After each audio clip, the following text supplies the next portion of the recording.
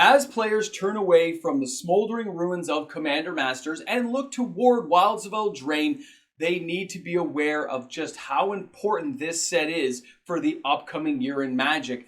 When Wilds of Eldraine spoilers come out this week, you will notice a major theme of new creatures entering the battlefield. And when we see these new creatures coming around and we know they're coming, this means you, the player, can get ahead on the financial side of Magic by just picking up the right cards at the right time. In today's video, we'll take a look at some of these connections and things that you should be looking for.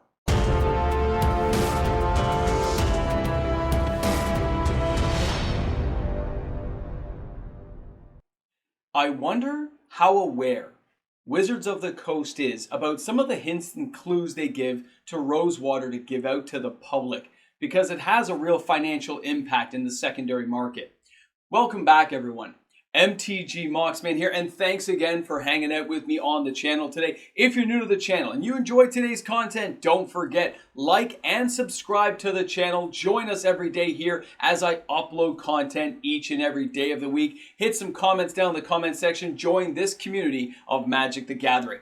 Now, it is crazy to think that Rosewater gave us all these hints, right? I'm just going to focus on the creatures here. There's a creature, mouse. There's a rabbit, unicorn. There's a fairy shapeshifter, an elf, fox, knight, a giant archer, a plant worm, an elemental raccoon, a rat noble, a Vatican scout, a human warlock bard. Now, think about those for a second. I could have gone through and found all kinds of cool unicorns that connect to upcoming sets. I could have found you maybe some crazy new bard from Dungeons and Dragons set that can connect over. But take a bigger look at what we're going on with. It's not just these creatures in this set. By the way, mouse, totally new creature type. Raccoon, totally new creature type to see entering Magic the Gathering. Now, for anyone who likes squirrels, chances are some of these people are going to like mice, right? Some people might like raccoons. Rocket Raccoon from the Guardians. What are we talking about, right? Think about that as a system for Wizards of the Coast. Think of it as a system analysis saying, people like squirrels. We're going to put some of these things in Bloomburrow. Okay. But we have to have these connect to other creature types in other sets and bring those forward before certain types rotate out. Okay, so how are we going to do that? Well, Bloomburrow is a real fantasy, the atypical fantasy world. Anamorphic animals coming to life. Okay. Where else do we do that? Well, we do it in Wilds of Eldraine. We already got fairies. We've already got little mythical creatures. We got the hydras and stuff. This is a perfect place to put some of these animals. Now, most of you guys will be used to seeing things like rats. Rats have been around Magic for a very long time, but we've seen more and more creative rats entering the field, right? But mice, raccoons, foxes, we've seen foxes for a while, but what happens when they start really creating in that play space? When you start building up these new creature types and archetypes, adding new cards, all foxes get +1/+1. Legendary fox creature gives all foxes +2/+0 and trample till end of turn when it comes into play. I don't care what card concept they design. The fact is some players are going to enjoy it and will seek these cards out. And these are the early days.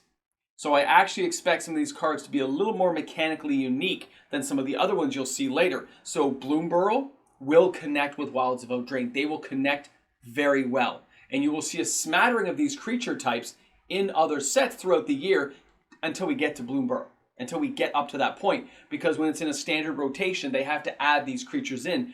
So when you have somebody like Rosewater saying, well, here, they've got some funny clues for you guys. How long can that continue?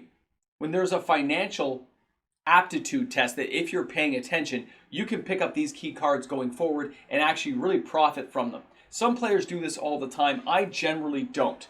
There are certain ones I get interested in, and I may buy a couple of cards. Like, I know the upcoming Wilds of Eldraine, I'll be looking for mouse. I like the idea of mice. They're a little cuter than rats. We know there are going to be some anamorphic ones inside of Bloomburrow. I'm getting ready for that situation. I'll be ahead of the curve buying the cards I want. Even if they seem like they're worth nothing now, the interconnecting cards that come later on could increase that value, making it more difficult for me to buy them. So why would I take that hit? Why would I take the chance?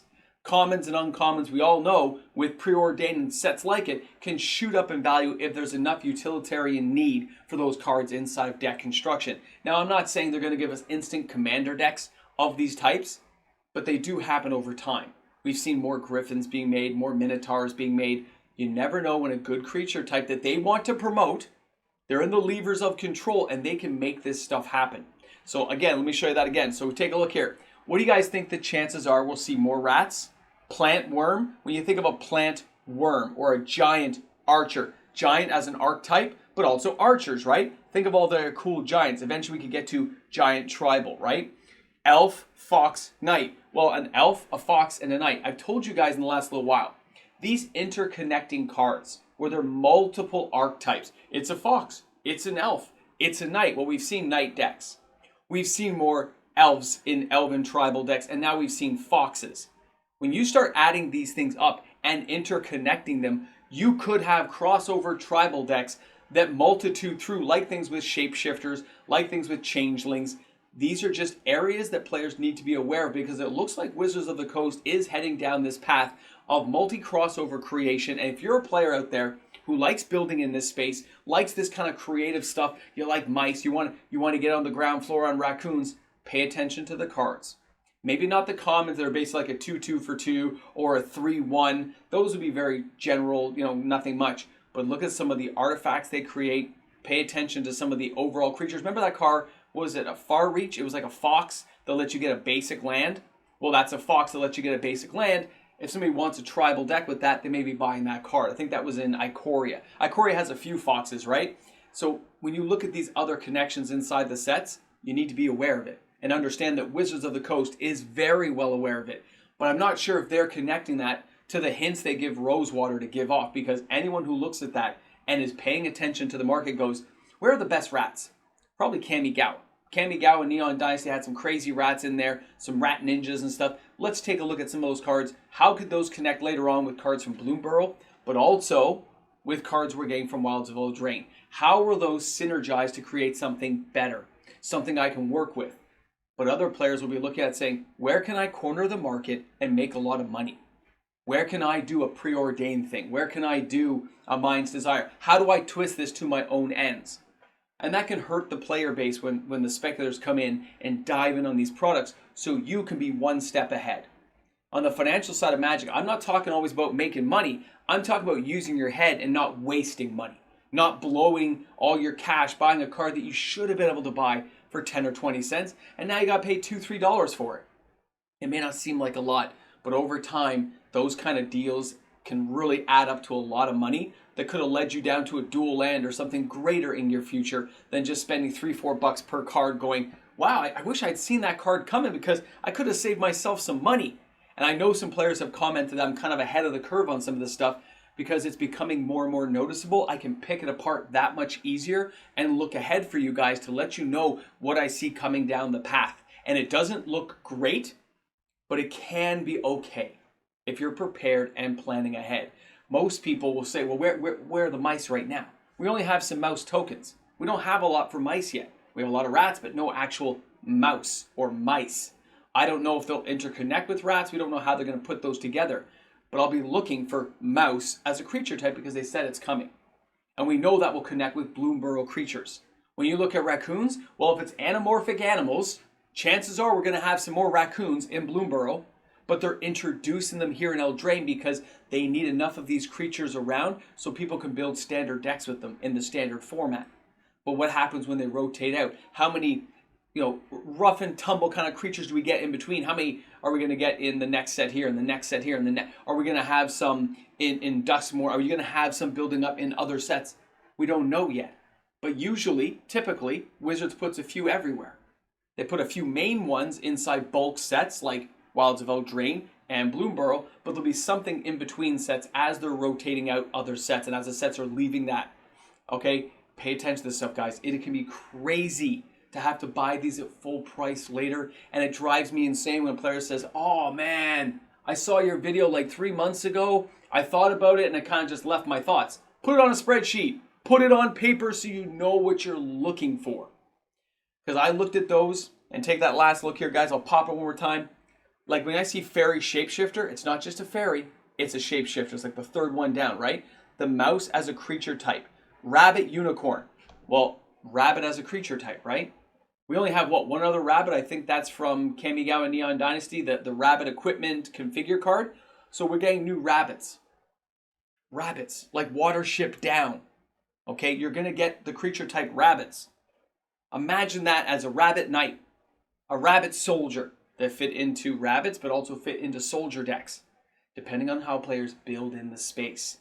And this is why Wizards is trying to make these cards as appealing as possible as crossover cards that can mesh with already existing commander decks and already existing standardized play they need in their format. By making the dual appeal, sometimes even triple appeal, depending on what format you're playing in, this means players get more options available to them.